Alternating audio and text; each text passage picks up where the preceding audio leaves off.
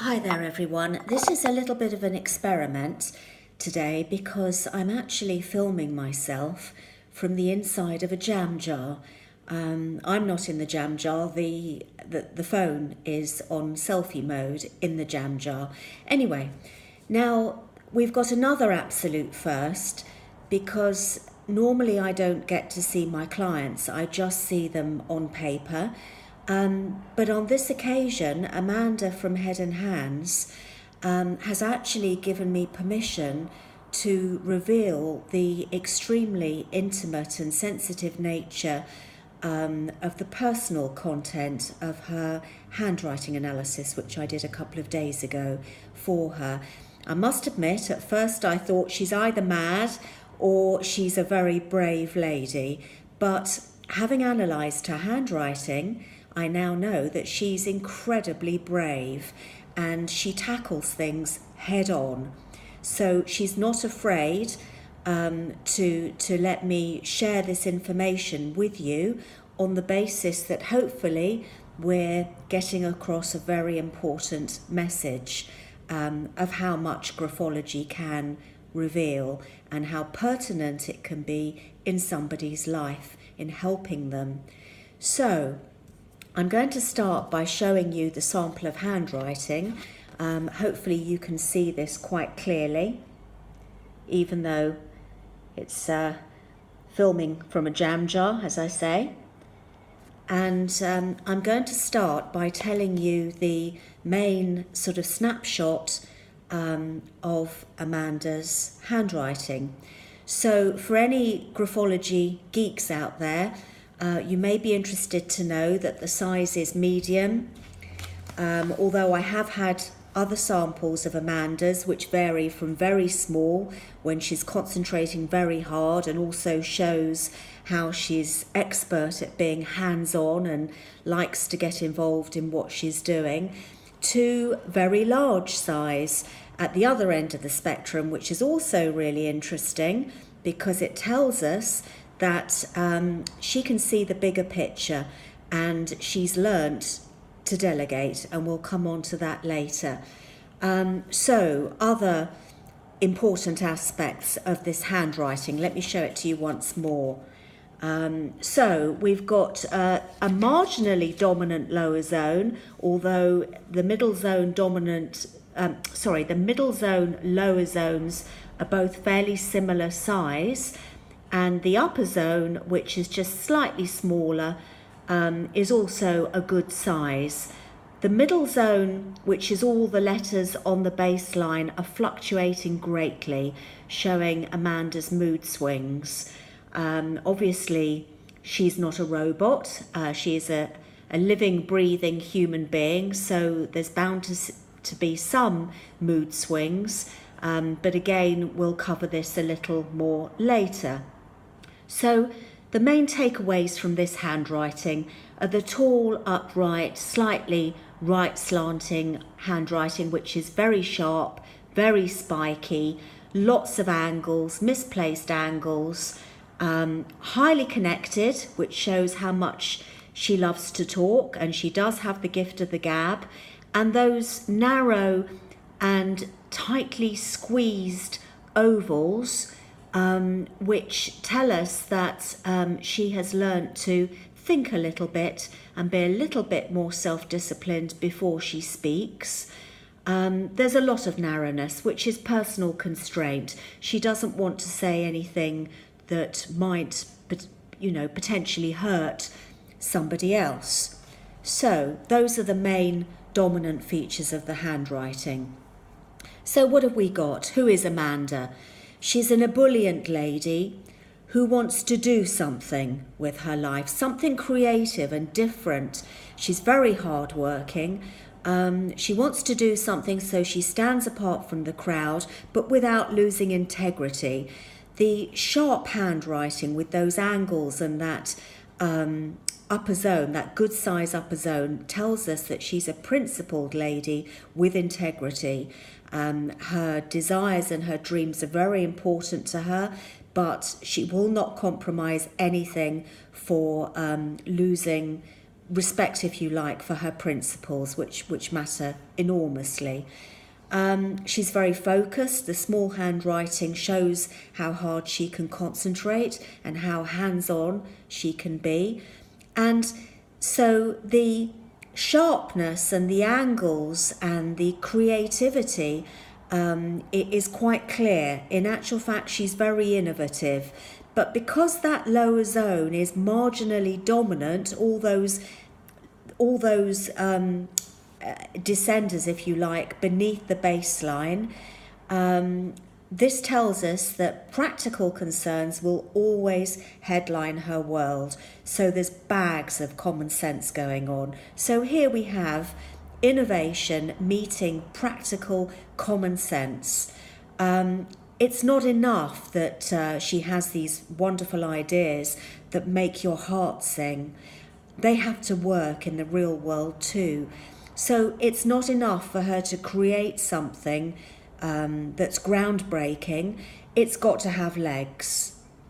So she's curious. She's extremely investigative. That's all those angles, particularly the misplaced angles on the baseline. And inquisitive. She's highly resourceful and very competent. All those lower zone Ys, the loops come back up to the baseline and they finish. That's the competence. And they're all combined seamlessly with her creative and practical skills. She's a realist. What next? Shall we move along swiftly? Because I can see that time is moving on. We know that she's got this avant-garde type of creative mind that isn't necessarily bound by convention. We can see how amazing she is, but I think we need to move on swiftly to the big message here and the elephant in the room. So,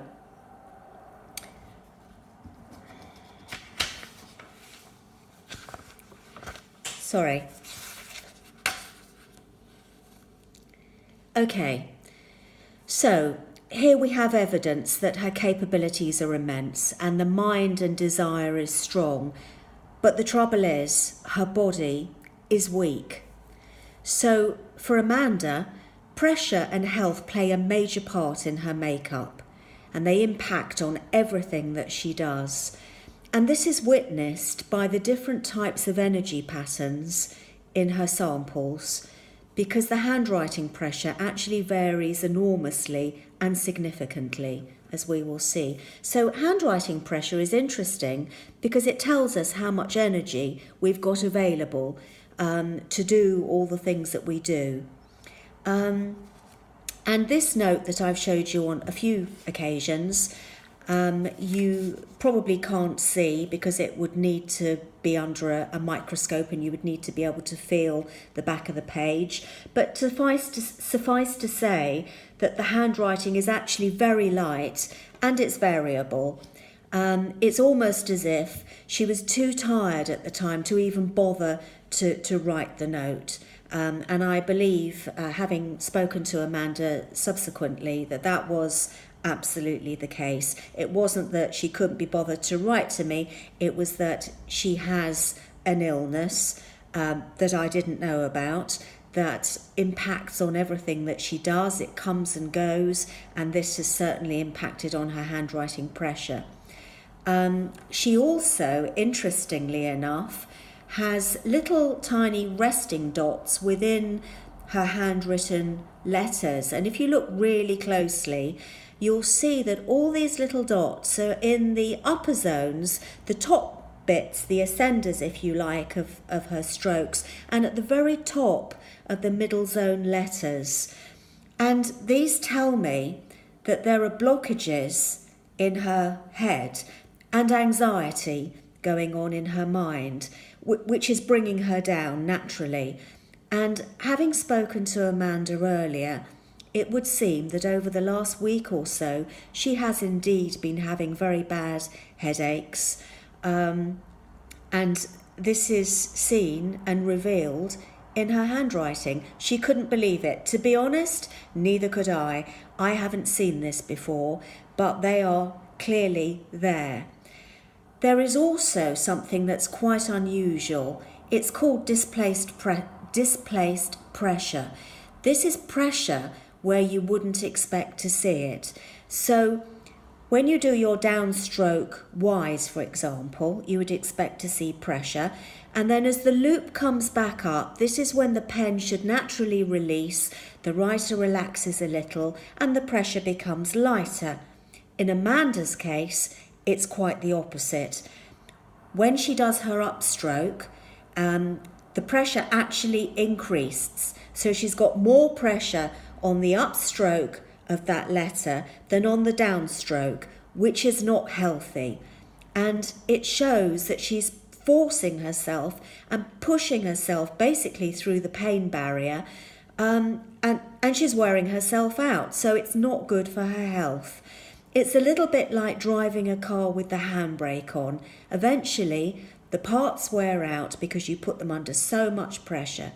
So, all in all, the message to take away from this is that Amanda needs to listen to her body, and she needs to be a little bit kinder to herself.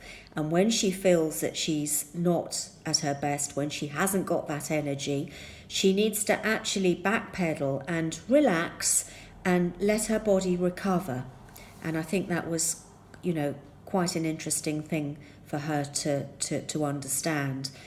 The other really interesting thing is that normally when you see somebody that's struggling and perhaps they're showing some depression, you may have falling baselines. And I must admit, I was quite surprised. When you look at this handwriting again, there are no falling baselines. But if you look at the word wait right at the end of the sentence, you can perhaps see that it's stepped down. So it's not sharing the same baseline with the rest of the sentence. And that shows that she's trying so hard. Again, she's driving herself, pushing herself so hard that she just hasn't quite got enough energy, and the writing steps down. So she's putting a really brave face on. And the bottom line is that, frankly, all her handwriting is telling us that she's capable of having it all if only her physicality didn't let her down. So basically, her strong desire, her conscientious desire to work hard is unfortunately curtailed by her depleted energy levels, which is completely as a result of her illness. So what this all means is that she veers between high productivity and what she perceives to be laziness, which is obviously debilitating and very frustrating for her and conspires to bring her down. Plus, as we've revealed, there's some sort of anxiety going on in her head, and now I know the reason why. It's hard for her. She doesn't want to get things wrong. She is a perfectionist. She's number 1 on the Enneagram, again, for any graphology geeks out there. She's also the Jungian thinking type, an extrovert thinking type with sensing introvert. Her mythological types, she is mainly Mercury and Mars. So she's got the gift of the gab. She can talk for England. She hates being interrupted. If you're having a conversation with Amanda, or if she's in the middle of doing something, interrupt her at your peril. I think that's enough for now. Hope it worked.